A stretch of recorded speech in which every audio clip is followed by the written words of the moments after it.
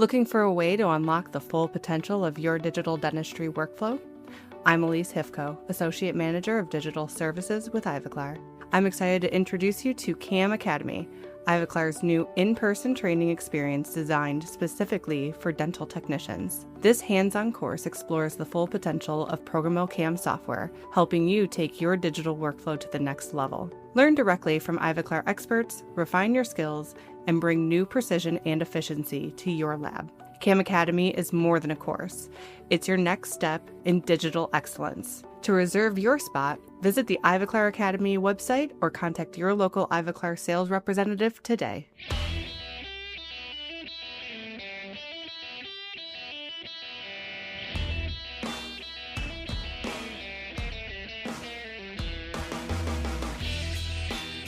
Welcome to Voices from the Bench, a dental laboratory podcast. Send us an email at info@voicesfromthebench.com and follow us on Facebook and Instagram. Greetings and welcome to episode 394 of Voices from the Bench. My name is Elvis. My name is Elvis's partner, Barbara. How are y'all? I think you're just Barbara. I know, but I like to mix it up a little bit. It's Friday night. I've had a couple cocktails. Work with me. Oh, we have that Barbara today. Yeah, you do. Nice. The Taylor Swift Barbara. Mm-hmm. Yeah, are you liking the new album? I know it's your thing. So y'all need to listen to Wood and let me know what you think. Okay. I don't think you have any idea what that means, but those of you that listen to the podcast that might be Taylor Swift fans, listen to that song. And you should go. Let me know what you think. I've been doing a fair amount of full arches here in Indiana. I've been kind of getting really busy with these things. I've been doing a fair amount of 10-unit Smile Design cases, and I'm just like, a lot. A whole lot, Elvis. Everything you do is on a prep, right? You don't get into 10-unit implant I don't cases, get into blood and implants, and but I did actually go yesterday to one of my best accounts and seated a 10-unit case, and she wanted me to tweak a number 7 a little bit, and I love that. I love getting out of the lab, talking to patients. She was love her new Smile Design, and it just makes me so fulfilled. So yes, I do occasionally get out of the lab and do that. So I get what you're saying. Yeah, I did a surgery yesterday, and they had to tell the patient to stop dancing. I mean, she was fully flapped, bone reduction, and she's waving her fingers around and bebopping to the music. It's probably because she was listening to Taylor Swift, but I'll give you that, I guess. All right. But I gotta say, I've been doing so many of these arches that I actually ended up getting a Micron Mapper photogrammetry camera. Good for you. I love this thing. It's a game changer. So we were always doing gammetry, which we talk a lot about on this podcast, and everything fit. I mean, everything was good, but it just wasn't great. You know, it wasn't 100% passive. Right. But this thing literally takes seconds to get the records, and everything so far is absolutely dropping in. Wow. I can't recommend this thing enough. I don't You're a rock star. recommend a lot of equipment on this podcast, but I gotta say the Micron Mapper has totally changed my job. It's amazing. Now, the only downside is it's too fast. Yeah. I don't really get a chance to enjoy using it that much, but worth it. We got ours through Sin 360. We had them on the podcast a couple years ago. I'm going to go ahead and put a link up on the show notes if anyone's interested. I think you should. It's amazing. Because honestly, you hear about equipment, but when you know somebody like you, Elvis, that actually uses it and says, hey, it's really great, I think that's a shout out to the company. So do it. All right, the countdown continues. Nowak Dental Supplies Lab Fest is right around the corner. Thank you to Aidite North America. Of course, I alone, because Barbara decides to go on a cruise at that same time. It's all good. I'm going on a cruise. Yep. Setting up and recording anyone willing to sit down and chat. Now, it's all happening in New Orleans on November 6th to the 8th. Now, for those of you that are fans of the old Ladies of the Mill events, actually Thursday night is all about Ladies of the Mill. They have a couple speakers, a couple cocktails, and a whole lot of fun. A couple speakers. I think I saw Mandy and Brittany that are going to be there and speaking. So shout out to you two. Good job. I wish I was there. It's going to be a lot of fun. So, everyone, if you haven't already, time's running out. Spaces are filling up. NOLALabFest.com to register and book a room. I'm jealous. It's all right. You'll be missed. I know. So this week, we meet a Canadian dental technician, lab owner, president of the Dental Technician Association of British Columbia, an accordion player, and master of all things digital design, Will Varda. Will comes on and starts an amazing story about his dad becoming a dental technician at the age of 12. And let's just say this story involves plaster impressions and goat horns. Goat horns! Then he talks about his own journey growing up in a lab, learning from his father, getting a degree in something else, and then, of course, coming back to the lab just in time for it to grow with digital. Nice. Now he owns a lab, and he's on a mission to pull the technician community together and to teach the fundamentals of digital on a cruise ship. On a cruise ship. Yeah. So join us as we chat with Will Varda.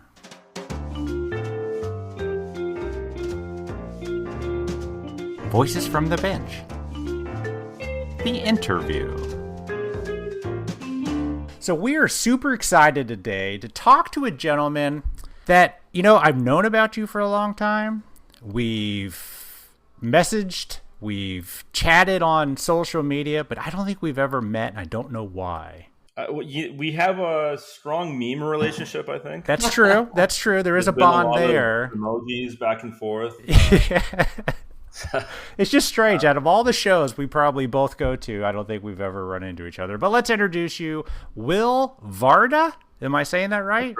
That's right. Varda. That's it. Good job. Yeah, all the way from British Columbia, Canada. Nice. I am very excited, guys. I've had a couple highlights in my career, but this is finally means I made it. From the bench, that's like trumps the rest of my accomplishments. So. And my failures. We'll see how it goes. And then when I asked you to come on, you said, well, all my other friends have been on, so it's about time. Yeah.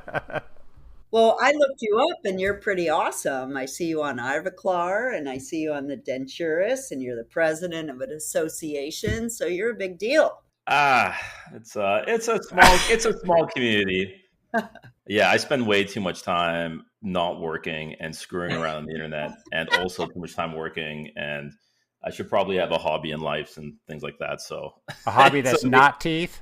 Yeah, I mean, I do have plenty of those. But man, do I ever spend a lot of time chatting with people? But it's the best. It's the best because I think it's so easy to feel like you're alone, in your lab, and your struggles are yours. And the amazing thing about this podcast and just in general, social media dental is no, we're all in this together. And every lab, I'm realizing, is kind of the same. Yeah. We all have the same issues. We all have the same everything. It's amazing. So that's why it's so important. So, Will, we always like to kind of find out how people get into this crazy mess that we all end up being about the same. Yeah. Yeah. So tell us about your dad and how you got into this and what led you to our crazy industry. I mean, you guys know, describing it to people, that no one knows that our job exists, basically, right? They do after they spend 2 minutes with me. Sir, this is a Wendy's. I know, but I'm a dental technician. So it's a field that's why there's so many families involved. Because I could have lived 1,000 lifetimes and that wouldn't have picked this field out of a hat, Yeah. I'm very grateful to be in it, but it's one of those things. So many people are born into it. So I grew up, there was a lab in my house. I had my childhood bedroom, and then down the hall was a plaster room. My dad just solo working. He had a casting machine in the shed outside, and from a very young age, I was in, dental offices with deliveries, and it was part of my world, as long as I remember. How did your dad learn it?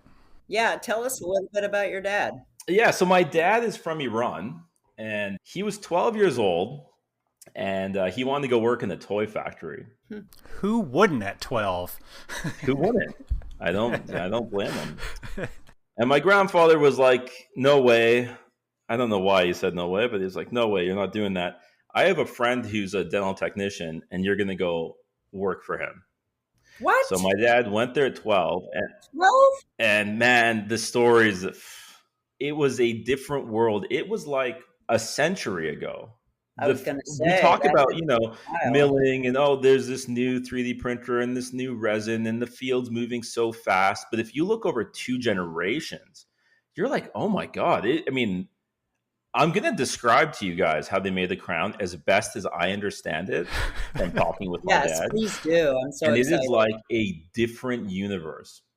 My dad started wearing this guy at 12, and my grandfather would actually pay the guy and tell the guy to give the money to my dad as a paycheck, because the guy didn't really need a 12-year-old running around his lab. So my grandfather would give him money and say, pay my son every, week or month or whatever.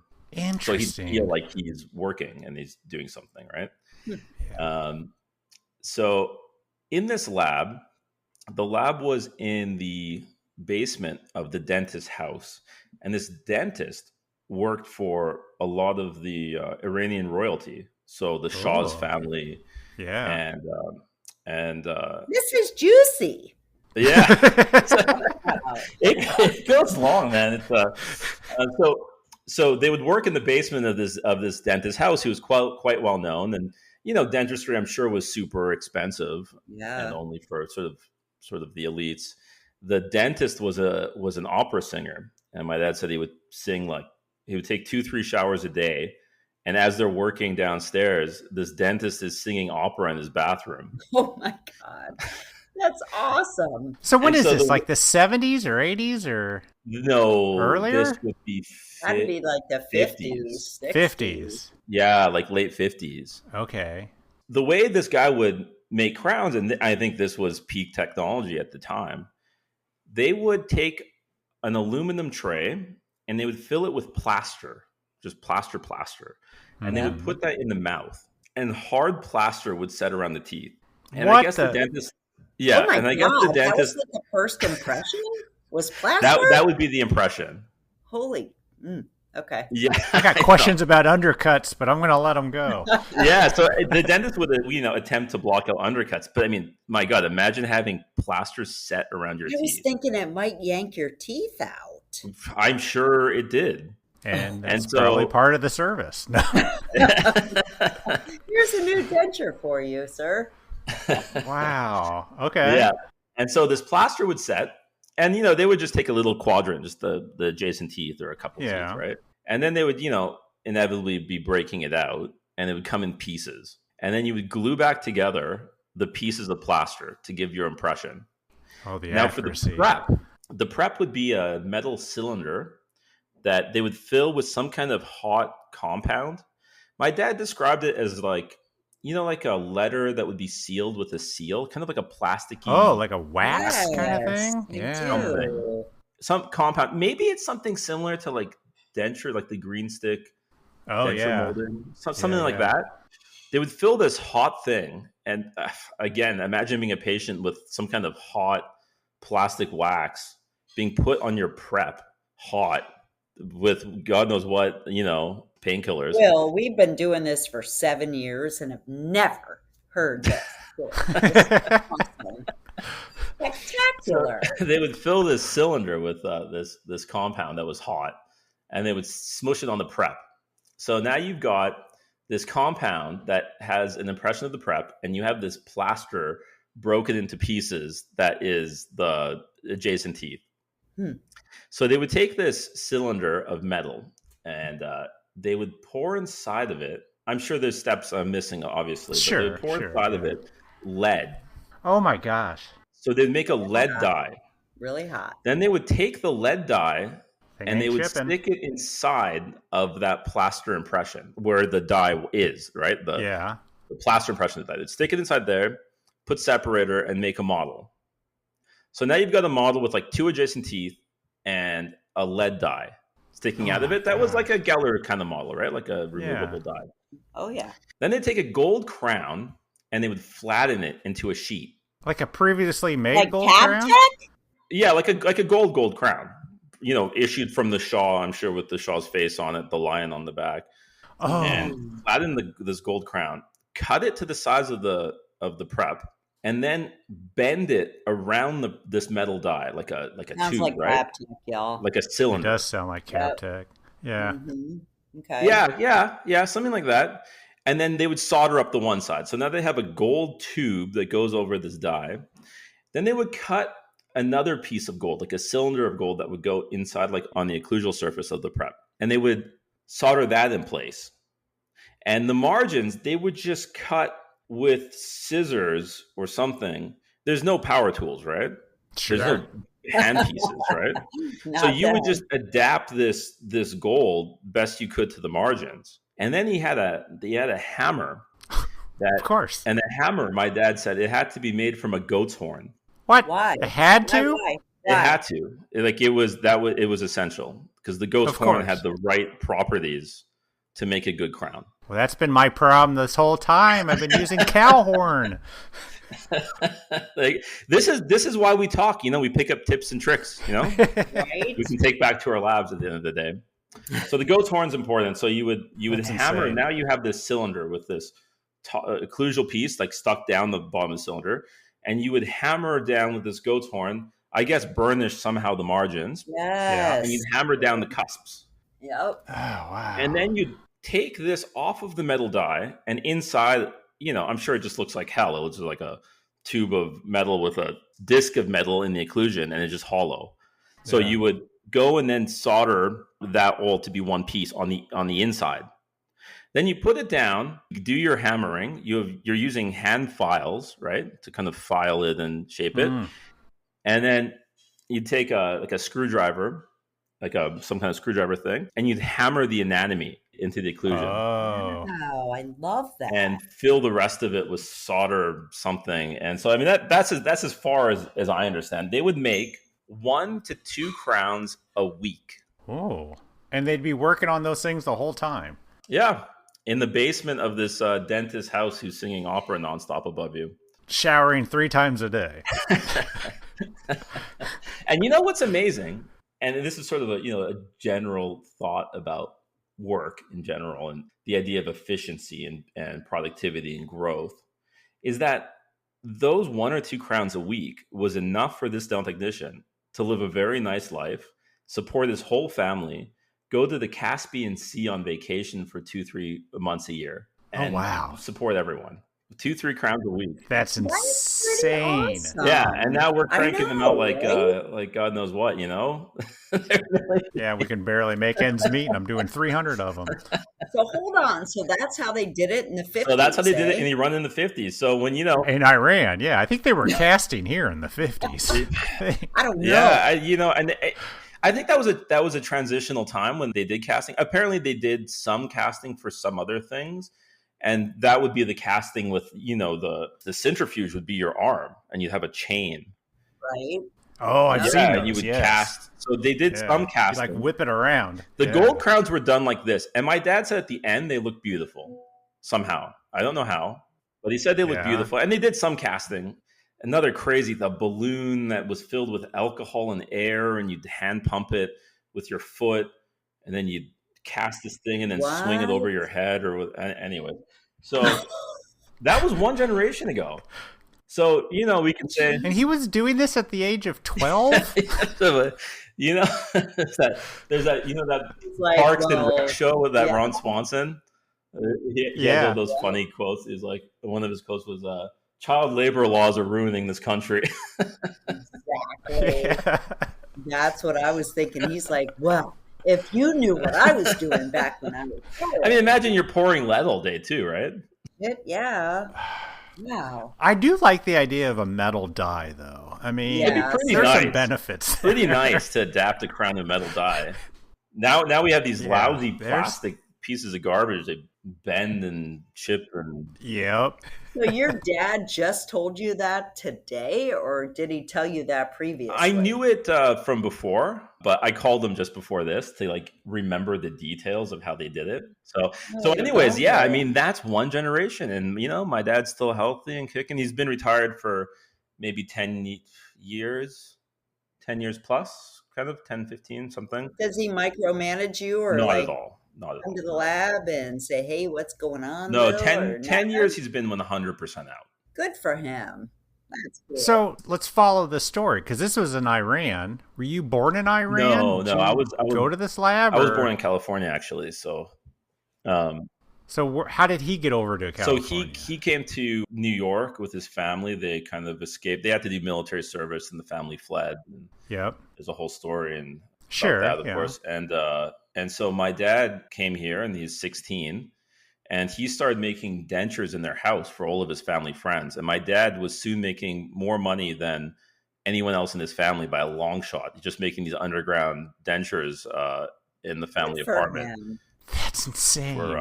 for everyone. And So they came over here. They landed in New York, and he was making dentures at his house. yeah, for all the family friends. So he was doing that, and then he got a job in the lab, and then moved to California, and he's working with I don't know if you heard of Elliott Lofnier. No. There's like some dental tools named after him.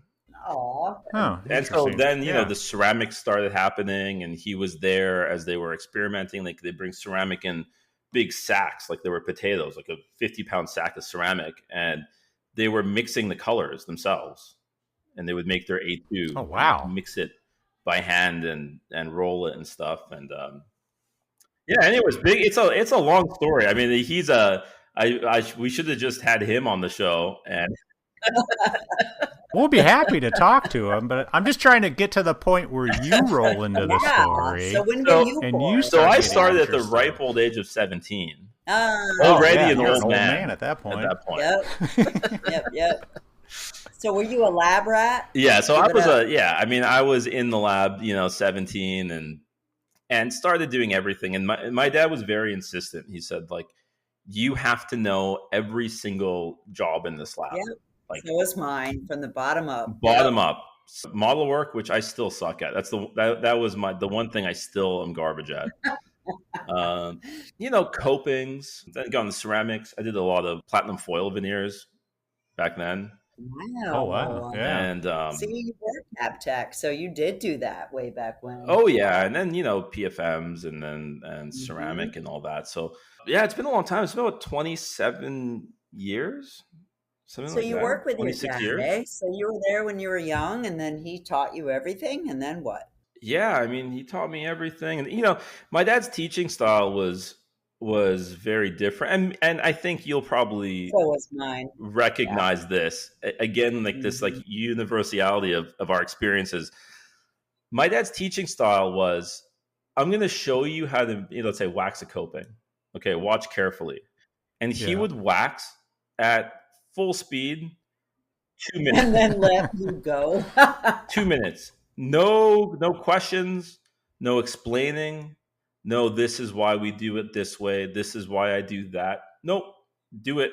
Just And do then it. he'd say, you do it now. Replicate it. And I would only get to see it once every other week. No pressure. Yeah. Right. So ceramic work, the same thing. He's like, oh, ceramic's easy. Here's a PFM, dentin, deep dentin, and sizel. And he would build up in 4 minutes, like super fast.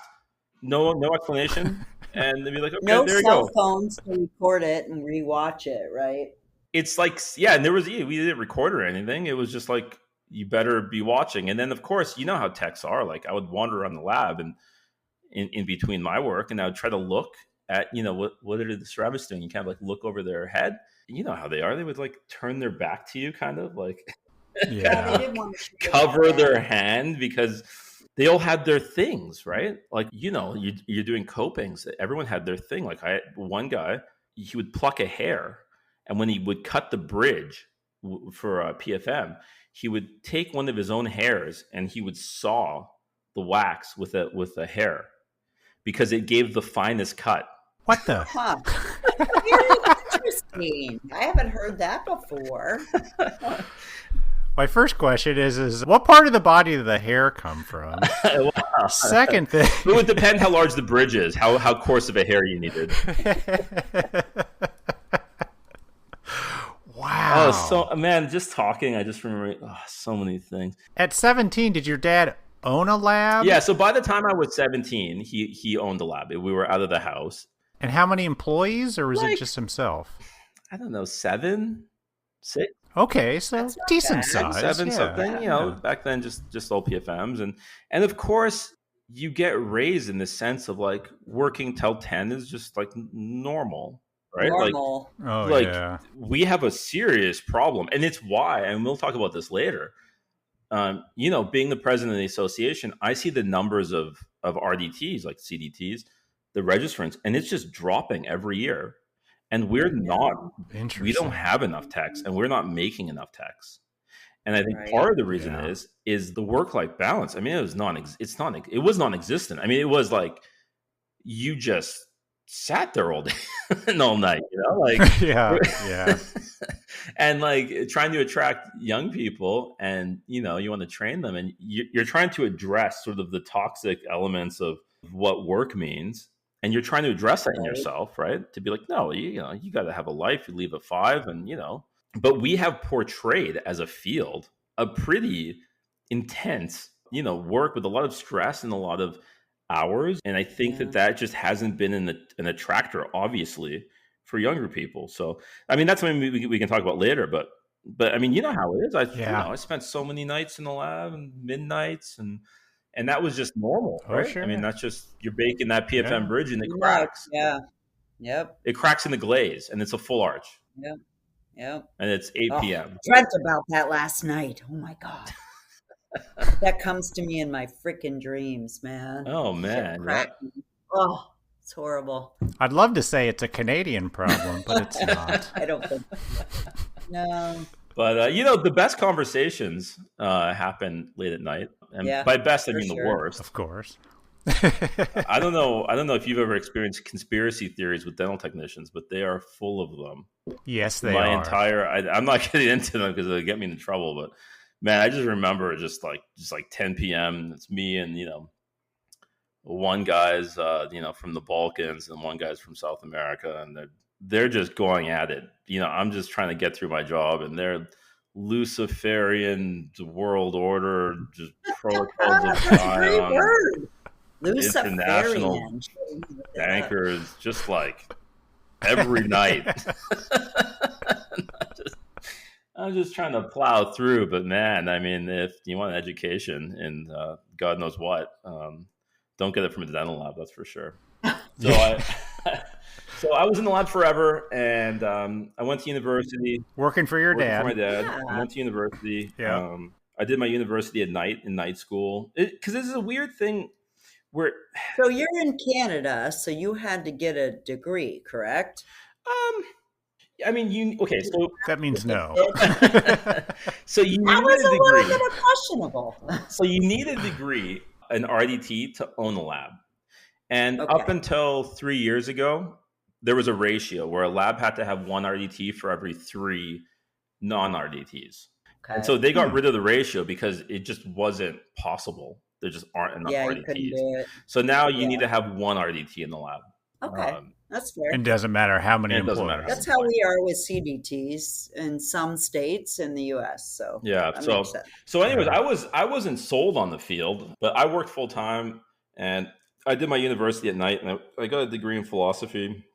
And I was going to go down that path. What? I was going to go to... What?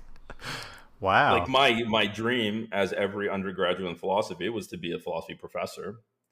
And I looked into it, looked at my friends that were getting their masters, and that world looked very depressing and horrible. And by that time, I'd been, 17 to, 25 or whatever. I had so much experience in the lab already, right? So I decided, you know what? I already know how to do a thing, and it's a real thing that actually has a job at the end of it. So,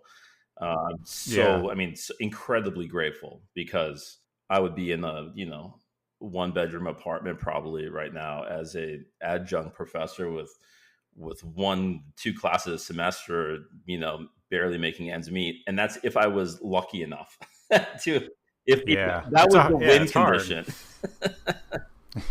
So what'd you do? Come in and say to your dad, I want to go, I'm in? My dad played the slow game. He never told me that I needed to do this. He never actually even told me to work in the lab. He just played the slow game. Just like, let me do it, He'll teach find me. his way. And he just waited for me to, jump in. So yeah, then I committed. I worked, worked through my, 20s and 30s. I had my 20s twice and my 30s, and just playing in bands and, Yeah. being a bit of a disaster, but always there in the morning, 8:30, bleary eyed, and from the playing in the club the night before. Eyes. Oh yeah. And yeah. And so here What we do are, you play? 27 years. I play the accordion. What? Yeah. Did not expect that. Yeah, we had a band that was like 15 people, and it was sort of me and this Persian guy played the saxophone. We wrote the songs, and it was sort of like, I don't know, it mixed between like Balkan and Persian folk elements, but it was also a punk band because the singer was he sang in Bosnian, and he was a punk So singer. do you still do that? I work with a Bosnian. Like, I love those guys. They're so amazing. Yeah, I mean, it was so fun. So it was like a party band that was folk punk, let's say, folk punk. Nice. Something like that. So yeah, I had a lot of fun. It was. Are there videos online? That is my question. I'll see if I can find one. Please. I would love to see this. We used to do all sorts of things. One of my favorite events. I should probably talk about dental technology at some point here. One of my Yeah, you're good. I'll just tell one story. We used to take out.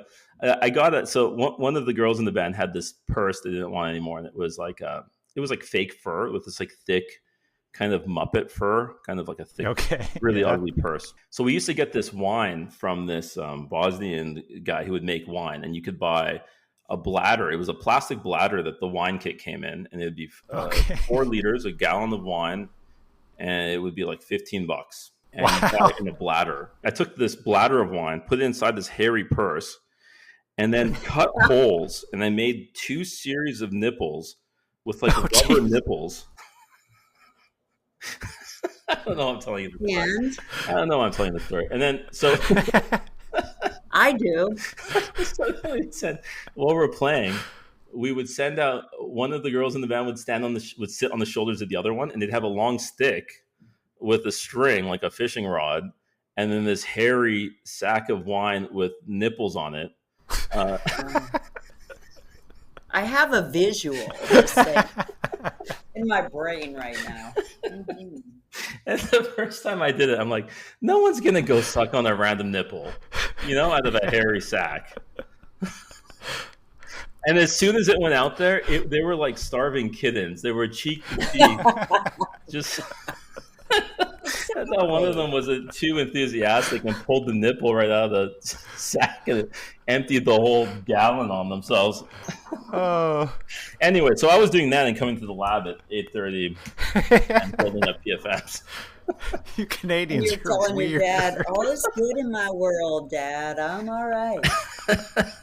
My dad would look at me and say, "You look like hell. What's going on?" One day you're going to take over for me. So how did you transition from that point to that point? Because I've seen you all over Ivoclar. So when did you grow up? When did you grow up? I didn't. But so it's not a negative. Okay. So serious conversations now. So the big change, like for everyone, was like the digital transition, right? Yeah. So the lab was doing not great at the time.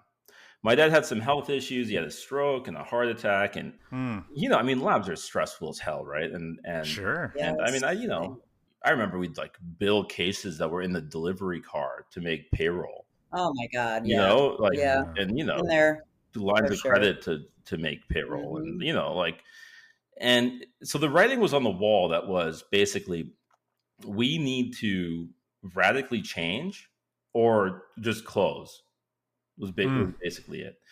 And my dad, to his credit, my dad was always very successful. The lab ran very great, but when Gladwell's, and the whole digital thing started, we were late to the game.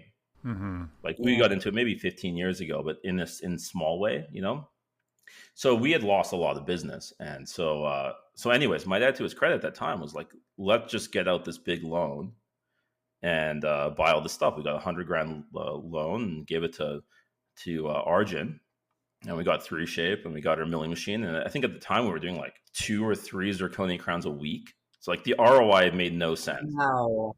Yeah. Like it wasn't a financially smart decision. It was like, we just need to do something. And at that time, my dad kind of was kind of like done with, so he was like, here you go. Will you take this loan? And good luck. There you go. Basically. Will, let's So go. it was sink or swim. It was just like, I have to go hardcore on this. Here's the transfer of the, yeah, that's pretty awesome. And so, I mean, that's how it started, getting into 3Shape, getting into software. And as I grew in that department, you just keep taking chances, right? You buy your 3D printer, you buy the new software, you buy this, you buy that. And there wasn't money for it per se. You would just borrow it, and then you just, kind of fake it, until you made it, sort of thing. So were you always into it? Like, did you like dig it and you thought this was kind of it's like cool. I mean, our field is objectively cool. Like it's, the stuff we play with is amazing. I mean, how fun these milling machines, how fun is, even the software. Sometimes I'll catch myself just enjoying, moving the blobs around. It's like, yeah, it's intrinsically interesting, right? So, we hit it hard, and I went to Arjun and got my first 3Shape lesson. A typical dental technician, I showed up to the first training and I was like, hey, by the way, I have this 6-unit anterior case. We have to mill it today. So if we could just do that one first, then we can start the training. You took a case to training? Of course. And then they did it? Yeah, basically. That's awesome. That's amazing. That's sort of what changed the entire trajectory of my life, was digital. And more importantly than that was like the Facebook study group was, I mean, it was absolutely, I'll even say it was life-changing. The amount of connections that I made, and if you look up like my name on that group, I'm not so active anymore, but I have like 10,000, comments, posts, things like. Yeah. So what was it? Just like answer, help, and answer, ask, like, post videos, So that was like your parlay into all of this? You just led that? That was with Min and Savan, right? Yeah. I wasn't a moderator or anything, but through, just being a really active user, Wow. I became, really good friends with those guys. And I consider them lifelong friends. And we talk, daily, basically. Good people. Yeah, I mean, great people. And so when you're among people that are doing inspirational stuff, like Savan, I've told him 100 times, his lecture in 2018, it was before the additional scans tool was in 3Shape. So before that tool was in 3Shape, he would do, if he had to combine 2 scans, he would save one of them as the syntax of a tooth, like an anatomy for reuse. And then he would rename it, put it in that directory, and then copy in the pen design to preparation scan. And he was doing that to combine scans if he had to, for kind of weird workflows. And anyways, I saw that lecture that had that in it. And, by, 2018, I was good. I was proficient in 3Shape. Like I was running the lab with it. And I was doing all the larger designing and most of the designing. But that lecture like blew my mind. That was like, it opened up like, oh, I don't know anything. Oh yeah. And since that moment, I've tried to surround myself with people that make me feel like I don't know anything. And there's lots of people in my life that have like been very generous with me. And like, yeah, I mean, Min, Savan, John Wilson, and watching them do stuff. And to this day, they do things. And I'm like, I am like I am garbage at my job. I'm a student, right? You think you know something, and then you Mhm. see, John's doing some sub-pterygoid implant Yes. case that's layered Yeah. 5 times with different materials. Like, Yeah, you're I like, don't know dude, come anything. on. Like, How do you even have time to do that? yeah. Ugh. So I've just been very lucky, and so the Three Shape Study Group and that whole crew, and it's really been people, and that's what's changed. And I'm a firm believer, and I don't want to say this in a flaky new agey way, but I'm a firm believer that if you are passionate about something and you love it and you want to do it, let's take ONX. I didn't do ONX like historically Hmm. in my job. I didn't do dentures either. But Right. if you just obsess about it, you talk to everyone who does it, you do practice cases, you watch every video that exists, anyone that will give you the time of day, you talk to them, you figure it out, and you have that passion. I don't want to be new agey, but it's not like you set your intention in the world, but somehow that work comes to you. Yeah. Somehow it just you start doing it, and you don't even know how. Yeah. And maybe it's maybe a dentist or a specialist wants to kick the can with you on it, and they hear it in your voice, right? That you're like, my whole life I never thought about money ever. Like I don't really look at my books that much, which is I'm not bragging. That's a horrible Yeah, I was phrase. gonna say, dude. Business lab owners are the garbage businessmen in general. But Yeah. Yeah. So are dentists. But I Yep. always approached it as like, I'm excited about this. And when dentists hear you on the phone and you're like, let's do this big case, I'm not thinking about the money at all. I'm thinking of like, what a fun thing we get to do. Like Yeah, let's let's do this. tackle it Let's together. plan this out. Let's like change this person's entire face. Yeah. I think that attitude has like served me quite well. And it really comes down to being invigorated, being passionate. And that comes down to community, because it's Yeah. really easy to get discouraged if you're alone, right? Yep. Oh, 100%. How much have we done in the lab that we just winged? Like the first time you did like a A lot. UCLA cast abutment and you just winged it, right? On the daily. On the daily. So true. Yep. And if you have a sense that you're alone winging things, I mean, it's pretty discouraging, and you feel like you're Yeah. faking it, But Yeah. if you have a community that's constantly doing things, and they're doing things that's like inspiring you, and then you carry that energy, you don't even have to talk about how inspired you are to the dentist, but it comes across in your voice, like without words, right? Yep. Agree. Yep. No, totally agree with that. I love that you say, if you become obsessed with something, the work comes. Yeah. Is there an opposite to that? Can I become unobsessed if there's work I don't want Right. to Do do? you have too much work, Elvis? I'm the wrong guy to ask. I Mr. Yes. I'm like, oh, this is a totally like effed up. Oh, this was a case from a couple weeks ago. Dentist splinted together a verification jig with soft reline material. It was like a What? yo-yo slinky. Ugh. But my problem is like, oh man, what a fun puzzle! I can't wait to try to fix it. I can fix her, as they say, And so I need to learn from you or someone, how do you say no? Like, as long as the dentist is a good, like a nice person, and they're nice, I'll do it. I'll figure it out. Yeah, we'll figure it out. If they're we on the always phone, do. no, I don't tolerate it. But I'll get stepped on all over by nice people. So Yeah. So when that happens, do you fix it? or die trying. Yeah. Or die trying. I love that. Yep. Yeah. I would agree. So anyways, that's what it's all about. And when we talk about like, I'm putting together this cruise, and it's a big gamble, right? Because I had to get sponsors. You have to pay a big deposit, and then it's like, am I going to get sponsors? And I had very generous sponsors with Ivoclar and Nobel and a whole bunch of people. You started this? Yeah, it was kind of my concept for the cruise, because the problem is that I have an amazing community online, and dental technicians online. It's kind of the opposite of the way the world works. Normally, people are awful online and good in person, but dental technicians tend to be good online and terrible in person. For sure. Interesting. Yeah. So the community, like, I never grew up knowing people.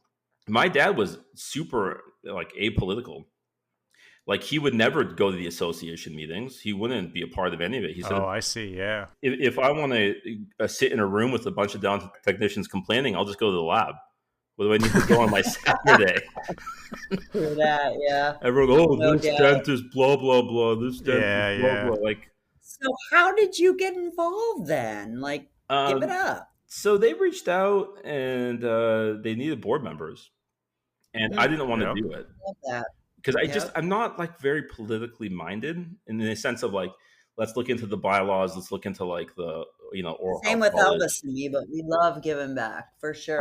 But at the same time, I know that this like the community is totally broken. Like there's still this old school paranoia. You're going to poach my accounts. You're going to poach my employees. You're going to steal my technique, So I joined the board just to see kind of what was happening, and then they needed a president, and the executive director kept pushing me, and I was like, nah. They said, "Hey, Will." You all lined up, and everyone stepped back, and you were still standing there. I know how that works.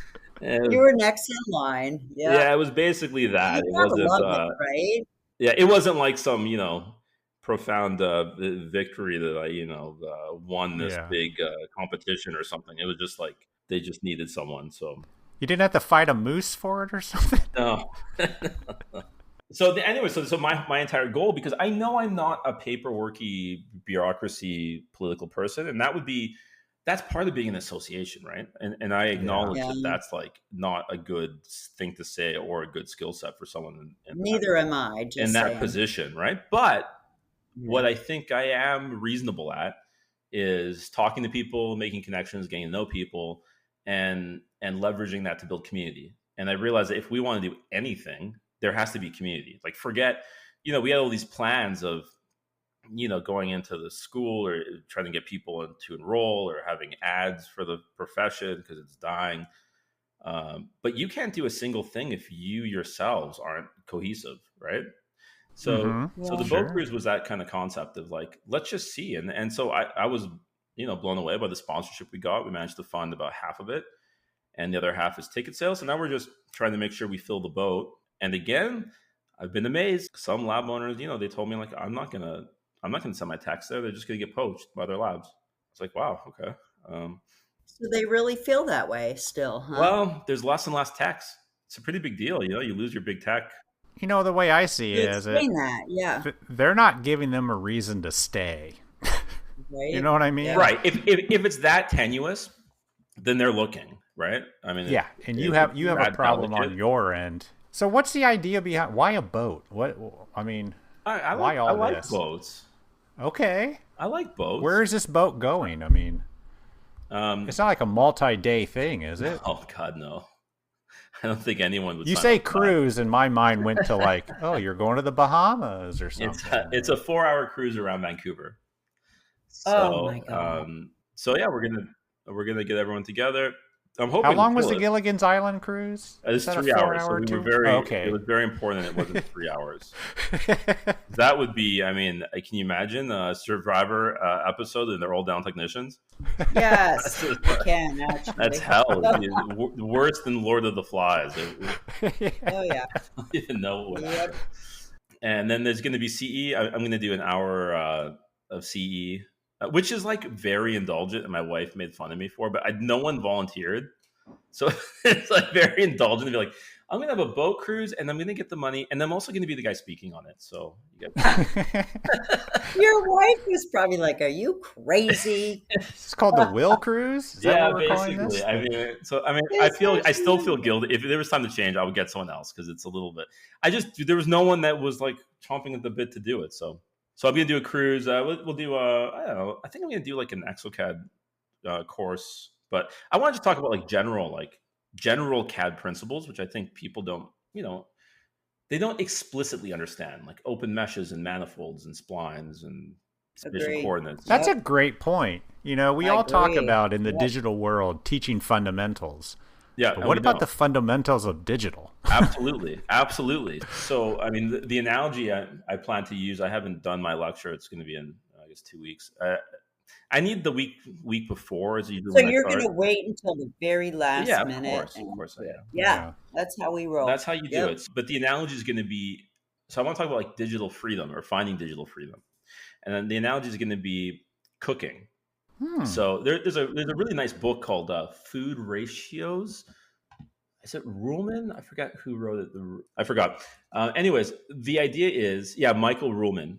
The idea of the book is like, hey, listen, you can look up a scone recipe, right? And the scone recipe is going to come, and it's going to be like 19 pages of the guy talking about his grandmother's scones and then growing up with the scone in the house. And then you're going to scroll through all that garbage and get down to My the wife and I recipe, make right? fun of those all the time. Yeah. Yep.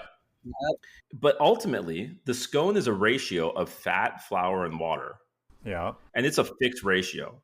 So if instead of going and reading all this BS and getting this one recipe for this one kind of scone, if you memorize the ratio between the fat and the flour and the water, and that's just a fixed ratio, you can make any scone flavor in the world, right? Because you have the master recipe. And so I want to relate this to digital dentistry, that if we think of, we are drawing splines to create open meshes, and we're combining open meshes to make manifolds, and we're maintaining and being aware of our squished coordinates. and we're just making objects and adding and subtracting them from each other. And if you understand, like, what is the recipe of a digital denture? What is the recipe of an all-in-X? Well, you add 1 part implant components and 1 part gingiva, and then the bottom wax up. If you understand, so you're doing like an ABC. Got it. Exactly. And then it doesn't matter if you're in MS Paint or if you're in Mesh Mixer or whatever you're using. I have to make these ingredients. These ones get added together. This one gets subtracted, right? And if you understand that fundamentally, like I'm drawing a spline to make an open mesh. And this open mesh maybe has an offset, and that offset could be my cement spacer or whatever, right? And so if you understand the fundamentals, then it opens up.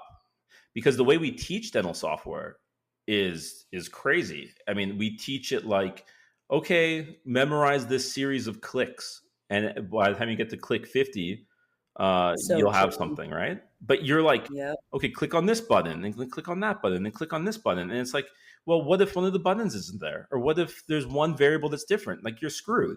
Yeah, and half the time I don't even know what the buttons did. You don't really know why you're doing what you're doing. You just memorize some workflow that's on a piece of paper.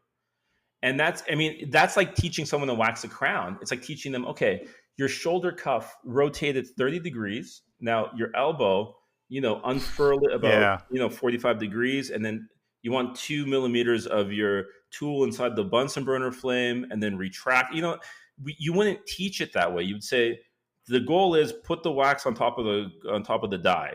Here's the Bunsen burner. You know how to use your arm. You know what I mean? Yeah. True. Yeah. Yep. And so applying that to digital dentistry. I love this idea. You're making an open mesh right now. You're combining that open mesh with this one. So when you open, like, let's say exocad, and a lot of us like 3Shape users historically, you look at exocad, oh, it's so many buttons. Oh, there's so many options. I'm overwhelmed.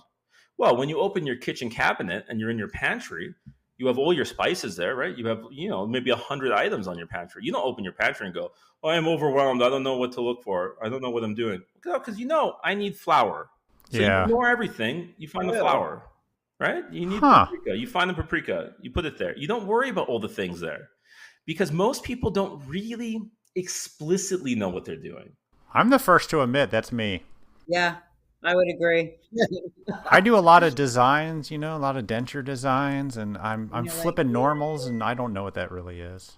Yeah, and so that's a perfect example, right? Like, let's talk about triangle orientation. What does that mean? How does a 2D surface, how does it have an inside and outside of the mesh? And like, what is a mesh? Like, what is a point cloud? I mean, a great example is, I can do a denture in 3Shape. The steps are there. It's pretty simple. Yeah. But the one time the lab says, oh, you can fix that. Just throw it into Mesh Mixer. I'm like, I have no idea what I'm doing. What am I even fixing, and how am I even going about it? And it's very strange. But I think what you're saying is that recipe, those ingredients, they're all the same no matter where you're at. Yeah, and if I was to train someone from scratch right now, and okay, believe me, I am a horrible teacher. Like if you talk to my lab, if you talk I to my don't think so. designers, they would be like, Will Yeah. is a horrible teacher. I don't think so. I would disagree. Because I Just have say a it. teaching style. Aren't you looking for people to sign up for your course? I mean, Yeah, I would have to disagree. I think I'm all right at doing lectures, but teaching one-on-one somehow, I don't know. I yeah. mean, of course, I grew up with my dad, whose teaching method was watch me do it once at full speed with no Exactly. explanation. Yeah. Yep. Um, And so anyways, but if I was to do this, train someone from zero, I got like a protege, young kid who didn't know anything. I think the first 2 days of digital dental training would be with the computer off and a piece of paper. Interesting. Don't even Yeah. look at the program. I don't even want you to even hold a mouse. We're going to look at each other face to face, and we're going to talk about things on a piece of paper. You're going to know why an open mesh is different than a manifold. You're going to think about spatial coordinates. And we're going to go through the recipe book of like the fundamental parts of digital. Forget the program. If you know that, then when I've never used dental wings, but let's say I was going to use dental wings, right? I know what I need to do beyond make a tooth. I know that I need to define a boundary to make a mesh for my cement spacer, right? And I know that that cement spacer has an offset that's going to get subtracted from a tooth library. That's a manifold object. And so if you explicitly understand like the building blocks, then you can be like software agnostic. One of the great things about exocad, which is also the hard part and what makes exocad hard to deal with, is that everything's very explicit in exocad. Like it shows you what you're doing. Like, you merge stuff and the ingredients are still there, right? Like everything's still there. It doesn't delete anything. It's not next. It's like you're making components, arranging them. The arrangements are there, and also the components are still there, and it's very confusing. And it's very confusing if you learn a program by clicking on buttons, but you don't learn it by thinking about what are the fundamentals. What are you actually explicitly doing? So anyways, I'll just throw that into ChatGPT, and hopefully it spits out a presentation for me. That's pretty awesome, actually. I can get you a transcript of what we did here. And... So you're the president. Talk to us about being the president of the association. It's not glamorous. I write an editorial 4 times a year where I just get to write anything I want, and do you like that? It's pretty fun. How strong is the association? I mean, compared to like labs that are joined versus not joined, is it pretty strong, or is they're still struggling to get people involved? We only have 300 RDTs in BC. Okay. So it's not a large pool of people. Most of them are in the association. 200 something are in the association. It's a struggle to get people out to things. I know. And so that's the hard part. And this is part of the reason for the boat cruise. I'm hoping you can't get off. Yeah. that you can start seeing like this could be fun, Right. I'm hoping to share. Like I'm super open. Like I have labs call me I have multiple people call me that, let's say, are quote unquote my direct competitor, but they're smashing their head against their computer. And if I can say something to you that can save you 3 hours, that doesn't affect me. Like you don't have a client because you know this trick in digital. Exactly. You have your client because they like talking to you. When the shit hits the fan, you're the guy that they want to hear on the phone. And that's why you have a client. 100% it. And that's why I have a client. Mm-hmm. And so like if we make our lives easier, and there's so much, I mean, I don't know so much, and I need lots of help from other people. I like dentures. I keep lecturing for denturists, for the digital denture symposiums. Every single time I'm like, really? Like I have done 0 analog dentures. I do like a denture a month, and it's only for an all-on-X. Like I don't know anything. And you're about speaking dentures. in front of these people. And so I go in front of them, and I literally the first thing I say is, my name's Will. I'm a ceramist. I don't know anything about dentures. I like to move things around the computer. So collect your refund in the back. Yeah. There's a room full of dentures, and I'm there to have conversations over drinks and learn. Sure. You know, because Yep. I don't like 0°, 33° denture teeth, carded teeth. I don't know what the numbers mean on cards. Like if you gave it to me, I don't know. You stretch the teeth and morph them. I mean, what do you mean carded teeth? I don't know. Yeah. Anyway, so I've constantly have so much to learn, especially in that direction. The dentures. So I'm pushing myself to do lots of dentures. There's like no money in dentures. I mean, it's just for funsies for me. Well, good for Really? you.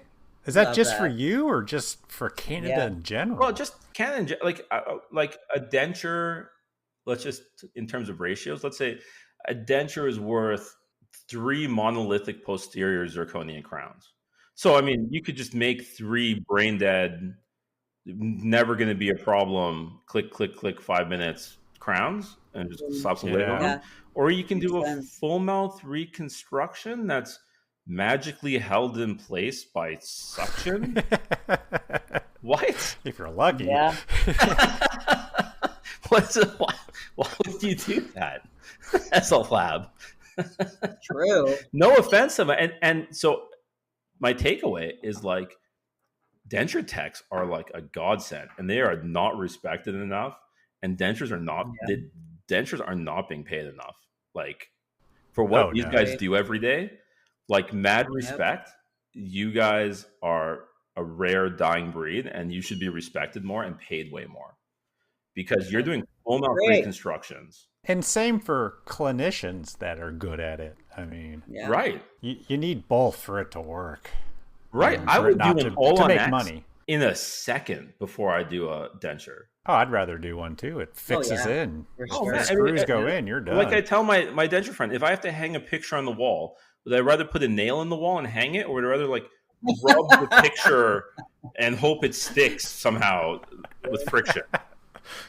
Great point. Put your tongue to the roof and swallow. It's like, and it's not fair. It's not fair that you charge 10 times more for an all-on-X. Because so what? Yeah. I'm talking in our terms. I add the open meshes called implant components. It now is worth 10 times more. I subtracted one mesh from a denture without flanges, and now it's worth 10 times more. Yeah. I mean, I'm simplifying it, but like, I'm also not. Like, it doesn't quite make sense. No, but I think it's everything in the world. I mean, you get this sense of it being a higher grade when it's usually the same material, somewhat. True. That you can charge more for it, I guess. I don't know. Yeah. I've spent less time helping people do all on X cases than I do helping with just regular removable cases. Oh, yeah. I'll see a patient 3 or 4 times. All on X, one and done. Yeah, easy screw and done. No tori is sensitive, the something. Yeah. Anyway, so I don't know how we started talking about that. Who knows where we ended up anywhere. I know, exactly. It was awesome. Thank you. I want you to take this thing you're doing on the boat and bring it to the States, man. Please. I think get off the boat and bring it down here. Take it to Chicago. We need to find you a sponsor because I think this is a great thing. Basics of digital. Just understanding the basics. Well, we'll see. Hopefully it's not just going to be a boat full of confused people who'll be like, why is he talking about cooking? Scones? I get What are you talking about? No. Well, you might have to change the scones when you come down here. We don't know what that is. Well, yeah, I guess scones are kind of Canadian, aren't they? Kind of British Canadian. Yes, a little bit. What would you Donuts here in America, man. Donuts. Yeah. Well, thank you. Yeah, nice guys. Thanks, Will. We appreciate all it. over the map, but you know, that was great. It's pretty fun just to sit and chat. I feel like we could share stories for like 100 more hours, but oh, we sure could. Do that. Yep. Yeah, and put the bug in your dad's ear. We want him. Yeah, tell your dad. Honestly, it would be a really interesting podcast because he's seen the gamut of everything. I think it would be really fascinating. Well, awesome, Will. Have yourself a good weekend. All right, take care, guys. Next time. Thank you. Big pleasure. Okay, take care. Bye. Bye. A huge thanks to Will for coming on our podcast and telling us some crazy stories of your dad, which I love my dad, everybody knows, and when you spent time on stage, which was great. But when you did talk about dental, we totally see the value of what you are trying to do, bringing the community together, because let's say it's true. We are all in this together and there's obviously enough work for everybody. So we should only be supporting and teaching each other. And we hope someone hears this idea of the fundamentals of digital and cooking and get you to Chicago. Come on, guys, let's teach each other. Thank you, Will. All right, everybody. That's all we got for you. And of course, we'll talk to you next week. You know we will. See ya. Bye.